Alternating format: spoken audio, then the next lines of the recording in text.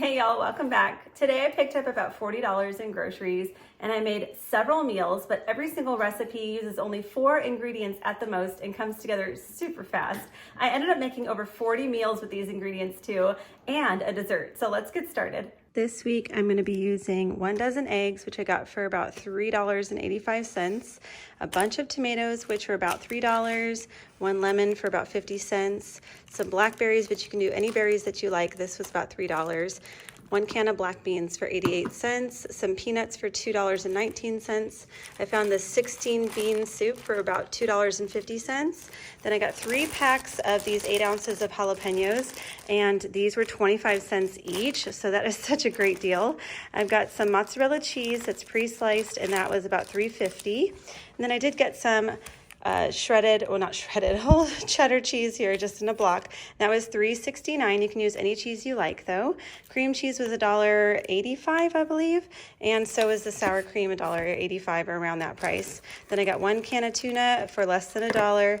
1 can of chicken for about $3.10. I found this 5-pound bag of flour for $1.79. That's quite a deal. It's crazy.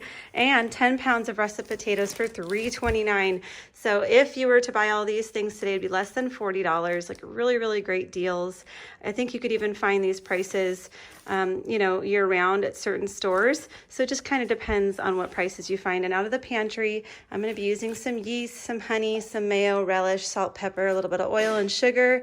And that's it this week. So let's get started on the cooking. For this recipe, we're just going to be using yeast, flour, salt, and some sort of sugar. I'm using honey in this case, and I'm using water. I don't count water as an ingredient. I think most people have some sort of water that's available to them. And this yeast I'm using is yeast from Aldi. It came in a 3-pack, and it was around 80 cents for the 3-pack. I believe you can get the same price at Walmart. And at Dollar Tree, they sometimes have yeast as well. So you can usually find it at a lot of different stores. I just mixed up the yeast with 425 grams of flour. I like to get it precise with a kitchen scale just because it turns out a lot better when I measure it through actually weighing it rather than just scooping it. Then after that's mixed together, I add about a teaspoon to a tablespoon of honey, and then add my warm water. This has to be 105 to 110 degrees Fahrenheit for the water to make sure that the yeast can get activated properly. And I'm just going to stir this together. This is a very easy 2-hour no-knead bread recipe, and I've made it dozens of times. If you've never made bread or you're not good at making bread, this recipe is perfect for pretty much anybody. It's practically foolproof. I'm just going to cover it and let it rise for about an hour. Then it doubles in size. And I'm just going to put that out on a floured surface here. Things don't have to be exact at this point. It's still going to turn out. So if you're not really familiar with bread and you usually mess it up, give this one a try. It's super, super easy. So after I've turned out the dough onto a floured surface, I'm just sort of bringing the 4 edges together just to make it more of a loaf shape. And then I'm just going to transfer this over to a piece of parchment, and that's just going to make it easier for me to put this dough into the pan when it's ready to go. You'll see here in a second. I'm adding a glass loaf pan this time to a cold oven and turning the temperature on to 425 degrees Fahrenheit. You can use a Dutch oven, which is what I usually do, but I wanted this to be in a loaf shape so I could have some nice slices for making other recipes the rest of the week. Once the oven has come to temp, then I'm going to carefully grab the parchment paper with the dough in it and put that in the loaf pan and cover it with foil very tightly. I'm just going to cook that for 30 minutes, and then I'll remove the foil and let it cook for another 10 minutes to get a nice crust on it. If you like it crunchier, just put it in for 15 minutes. And that's going to be it for this recipe. We have enough yeast to make 3 loaves of bread this week, but we have enough flour to make about 5 loaves of bread. So it just depends on how much yeast you have on hand. But we'll have plenty of bread for the week, or you can use the flour for other things too if you like. But this recipe is super easy. The only tip here, the only trick really, is you cannot slice it right away. You have to let it cool completely, which does take a few hours. Just remove it to a cooling rack or something to finish cooling, and then you can slice it up. And then I usually like to put it in an airtight container and put it in the refrigerator for the week. Some people don't like to do that, but it's up to you. This has no, preservatives. So I find that it lasts a lot longer if I put it in the refrigerator. and it turns out beautifully every single time. I do have this recipe on my blog if you need to save this one for later. This next 4-ingredient recipe is just going to be a very basic egg salad with a twist. Now, I like to boil my eggs for 8 minutes and then put them in an ice bath for 5 minutes. It just makes it a little easier to peel them without having any issues.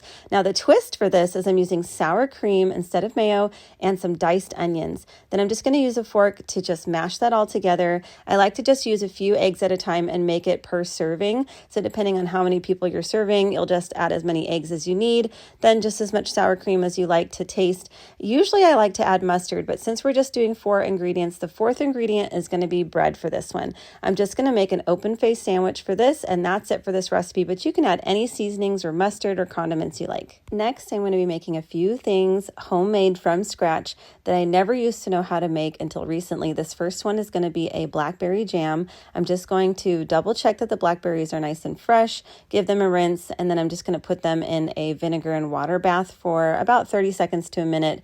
And then I'll rinse them off just to make sure everything is nice and clean. That's just how I like to wash my blackberries or all berries, just to make sure that they're extra clean. Now, this recipe is actually only 3 ingredients. We're not using pectin, and this is actually a low sugar blackberry jam.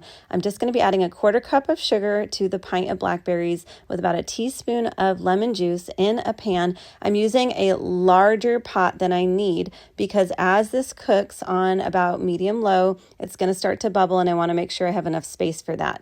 Now, while that's going, I'm going to go ahead and make some homemade peanut butter. I'm just pouring my peanuts into a food processor and letting that go for about 8 to 10 minutes until it's nice and smooth, and that's it for peanut butter, really.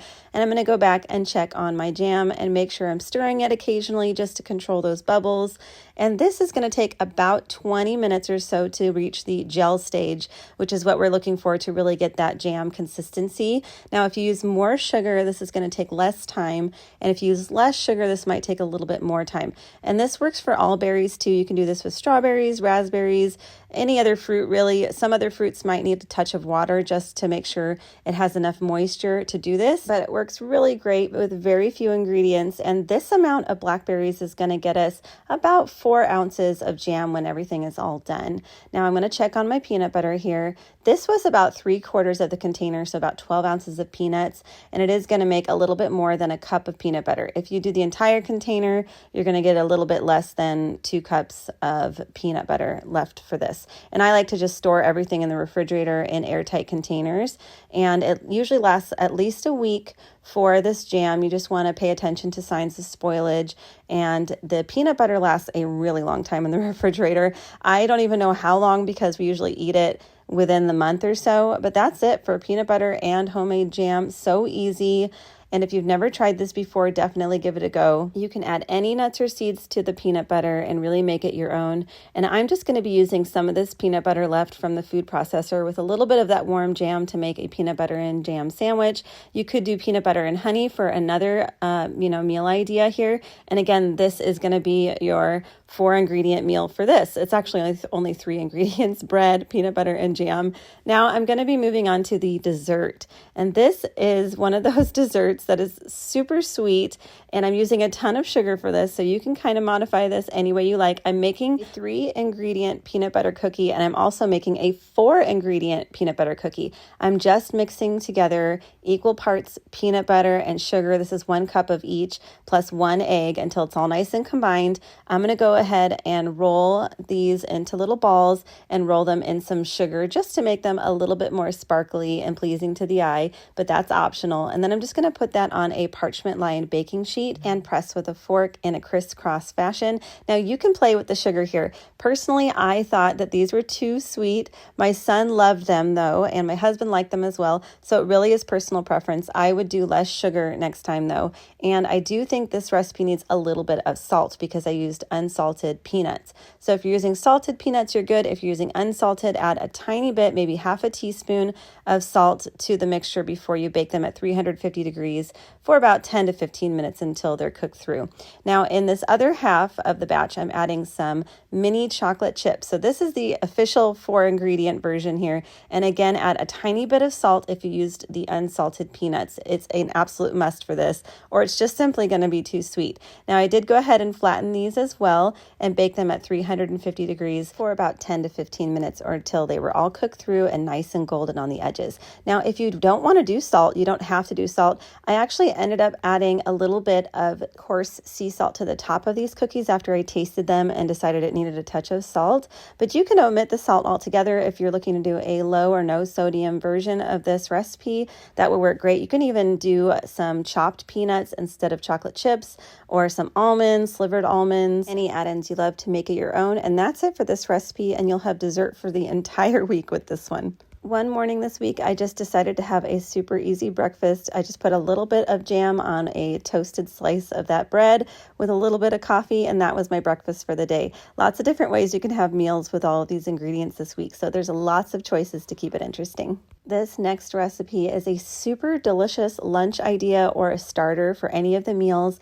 I'm just using this fresh mozzarella, which does have some protein in it, which is great. And I'm grabbing some of those delicious vine ripened tomatoes and slicing them relatively thin, maybe about a ½ inch thin or so, but that's up to you.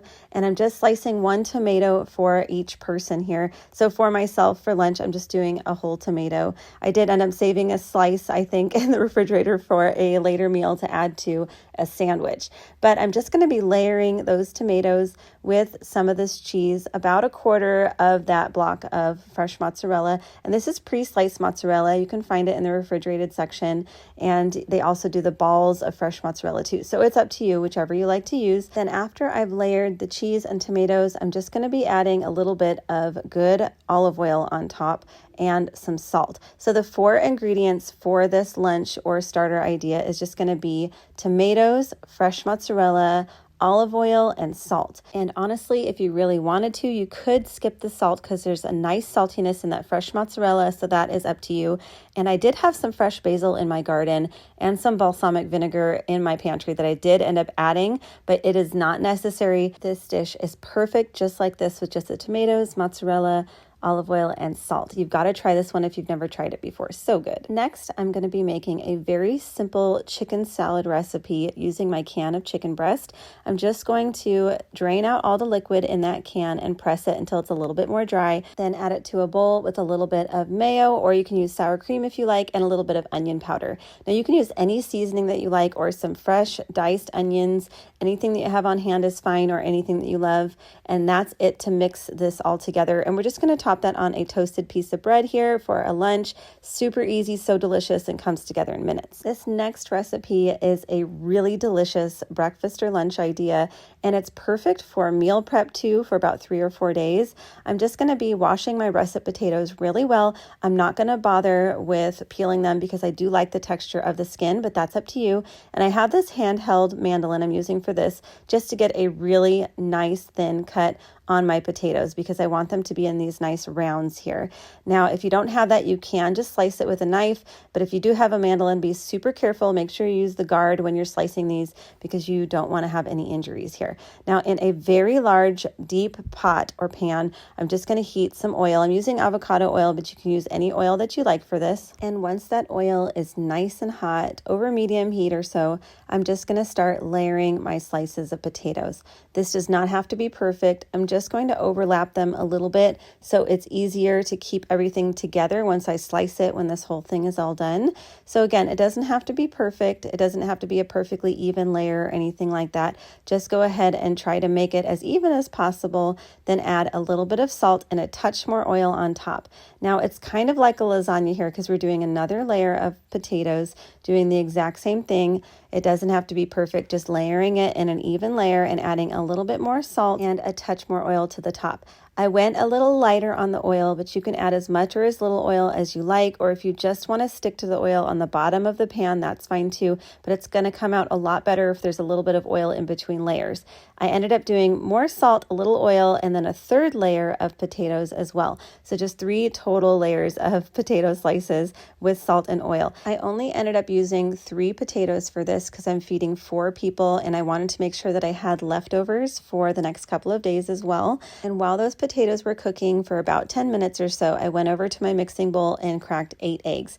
You can use 6 eggs, maybe 10 eggs. It just depends on how many people are eating this. I usually like to do about 2 eggs per person. I have little kids, so I'm going to have some leftovers because they don't eat as much, so 8 eggs works perfect for 3 potatoes for this.